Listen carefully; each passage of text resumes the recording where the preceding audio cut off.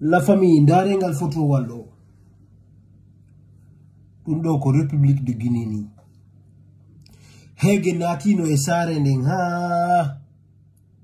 joni Guinée yimɓe ɓe haysi ɓe yi maaro no hibbi ka lawol ɓe yaha ɓe hocca bareji ɗi welanoma ha joni siɗi hekkay koye ɗi ɓaaro kamir maɗum ɗi yanayi hege naati Conakry la famille hari go hiɗen tampi hari hiɗen sonji hari hiɗen weela kono ngullam Mamadi Doumbouya ɗo yari follere nani wallahi billahi tallahi Guinée ɓe no tampini mi toriki Allah yo Allah fittan en gondi yo Allah itton en de sattende ɗo la ilaha illallah muhammadan rasulullah sallallahu alaihi wasallam no wodi woɓɓe hande soutien be Mamadi Doumbouya o vive Mamadi Doumbouya le bâtisseur où il est en train de développer le pays Wosimandu 2040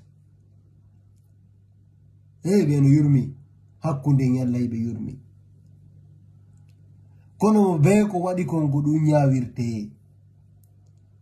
onon laamoduɓe Mamadi Doumbouya ne Mamadi Doumbouya ton habbo men woli on ko moƴƴi si on maayi menen pour amen fu so waɗana lagine sina lorra e sonja haye goto to wolata fi mon parce que koko bonni cerveau ɗon guinéɓe ɓe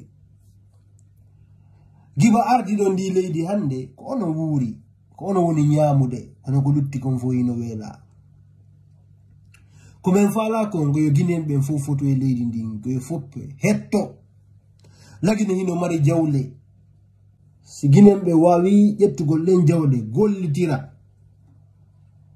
e howre nunɗal ɗen jawle wawa nafude ɓiɓɓe lagine ɓen e duuɓi hewɗi kono ba ko bandi woni laamade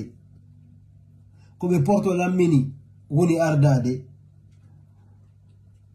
haray franchement hino hulɓini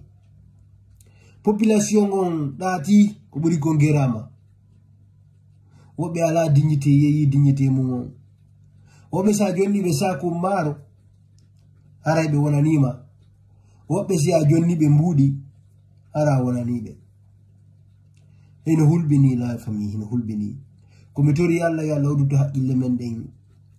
yo Allah ɓurtu en faminde haray Mamadi Doumbouya